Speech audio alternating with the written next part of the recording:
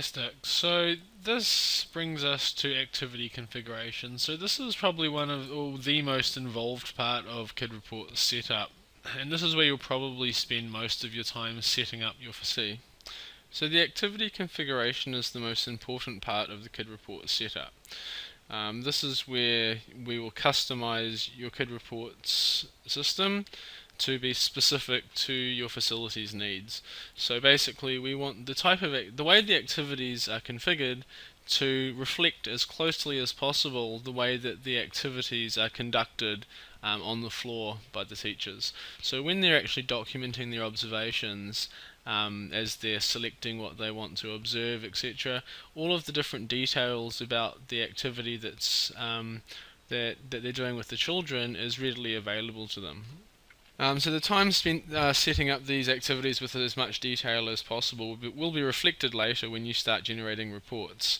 So the more detail you provide when an observation is recorded will mean the more comprehensive the report when that's generated by the system. So before I jump too far into the different types of activities in KidReports and what they're all for, I want to just explain how the activities are set up. So I think the best way to do that is to start by configuring a meal activity. So by default we have three different types of activities that the system has given us. That's bottle, meal and snack. And these are all just set up with default configurations, so we're just going to forget about those for now, and we're going to add a new activity to meals.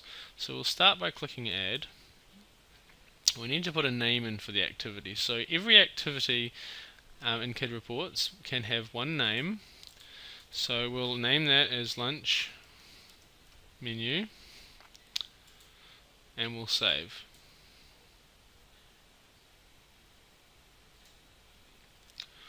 So we can see now that we have a new activity in our meals section, which is lunch menu, but we have nothing in this blue bar here and nothing here.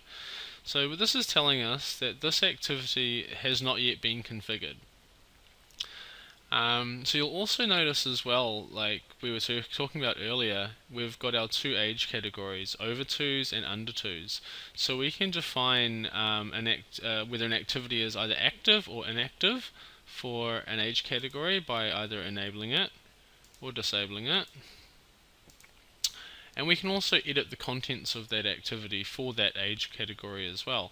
So if I was to edit the activity lunch menu for the over 2s age category, anything that I configure for over 2s is only going to be saved initially for the over 2s age category. I will then have to copy those details over to the under 2s age category. So you can see that it allows you to have a separate set of activities or separate set of configurations for each age category that you have in the system. So we're going to start by configuring our lunch menu for the over 2s age category. So let's look first at these basic options that we have available when we're setting any new activity up in KidReports, and these are just will determine the behavior of the activity when a teacher is attempting to record it. So the first is allow free text notes, and that's going to determine whether the teacher is able to type their own notes with an activity when they record it. Allow media, this will determine whether a teacher is able to attach photos and videos to an activity when they're recording it. Administrative review, this option will tell the activity what to do when a teacher saves it. So currently with no review, when a teacher saves an event, it will be saved to the KidReports system and a notification will be sent out to the parents app informing them that something has been recorded for their child, and they will be able to view the details and any photos or videos that may be attached to that. So who can record this activity? Currently this is set to only allow teachers to enter the events, but in certain situations you can also make these activities available to the family members. So family members are able to record any activities that are happening in the child's home environment, and those can also be saved back into the system. For now, we're not going to cover any of the alternative settings for these options. We're just going to leave them as they are, and we're going to focus on configuring the actual activity. So moving further down, we can see that we have this area here called lunch menu details. We have a text box in here which is add another lunch menu details to the list. We also have this other text box here which is add more activity details. So it's really important to understand this layout when we're configuring any activity for KidReports. So like I said earlier, an activity may have one name, but an activity may also have many headings. And each heading may have many options. So what that means is we're working with a kind of a three-tiered structure for the activity configuration, and I'll show you how that works. We'll do a simple example. So we'll save heading 1.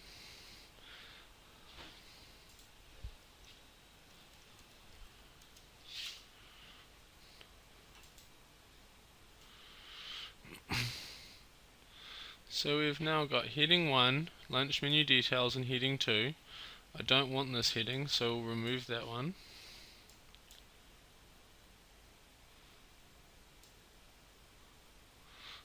I'm now going to give my headings some options.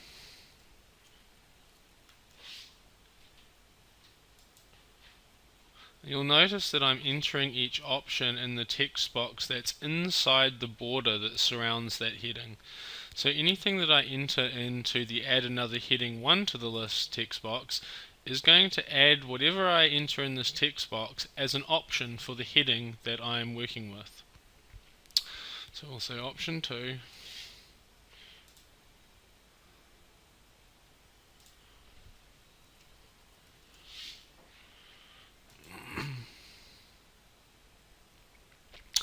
Give heading 2 some options as well.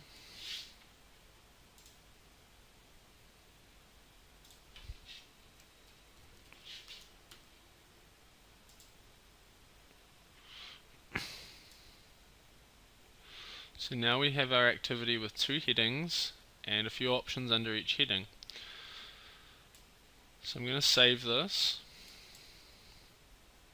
So by saving the configuration of an activity, that brings us to the end of our setup wizard.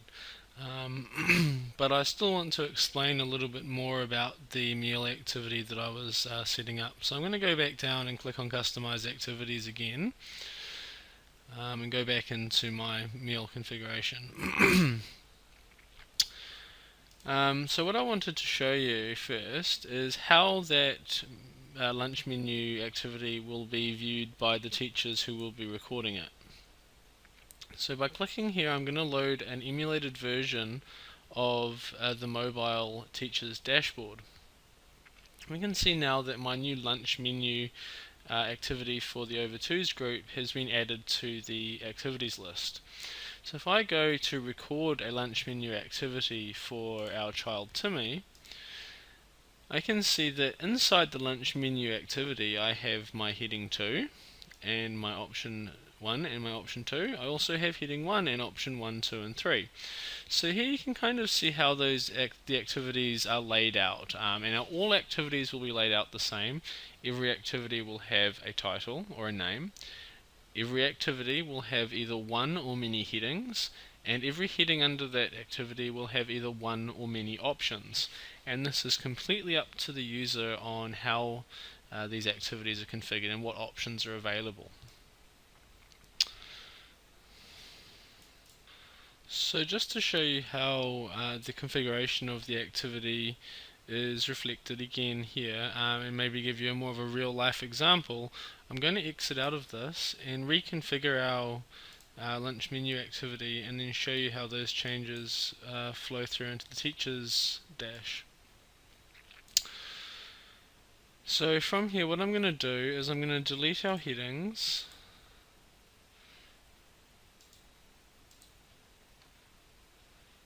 I'm going to start again. I'm going to add a new heading for each day of the week. So Monday,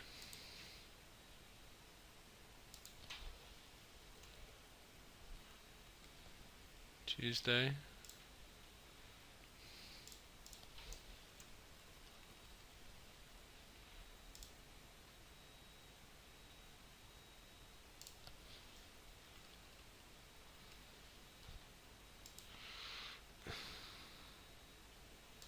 and of course Friday.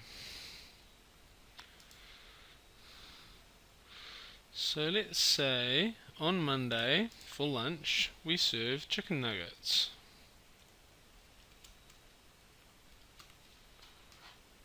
So chicken nuggets will become one option of our Monday heading. We might also have the option of pasta on a Monday. So on Tuesday we might have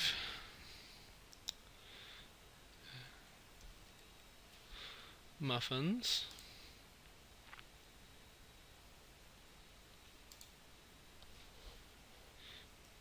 and fruit salad.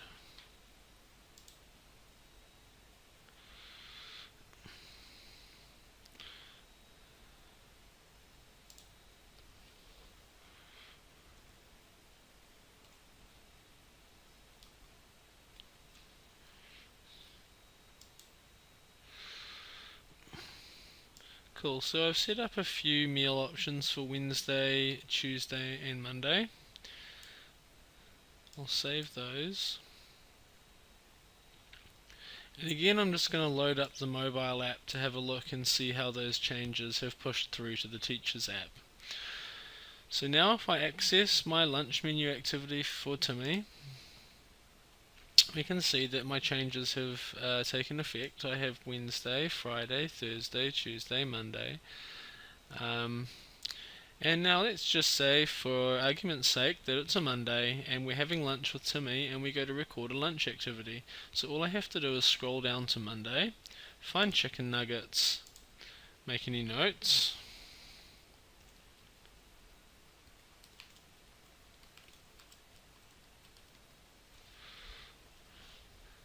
and save my activity.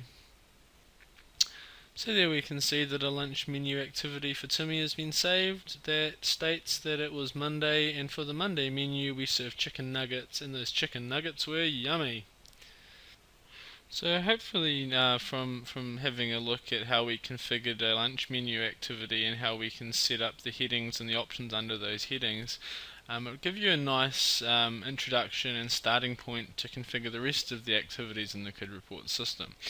And so, well, because this this video is primarily about the setup wizard, we won't be covering advanced activity configuration. So please stay tuned and look out for a future video on that topic. Before we finish though, I just want to show you one final thing. Now that we have completed our setup wizard and we're ready to work with our facility, this is kind of the last time we're going to see the setup wizard.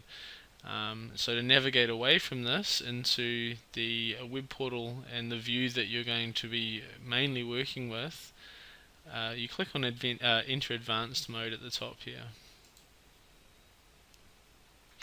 So this is your home screen for the admin portal, and this is the layout that you're going to be working with from now on. So you probably see now you've got a lot more options available. You've still got the ability to go back and change all the same things that you all the same data that you're working with in the setup wizard. You'll just access those areas slightly differently. So from settings, we can see in facility, this is where we'll be able to edit all of the facility details. So we've also got our administrators, our rooms, our age categories, etc. So we'll be doing an overview, an orientation video on the admin web portal, and again in a later video, so please watch out for that. But thanks for watching, guys, and I hope this helps you all get up and running and using KidReports. Thank you.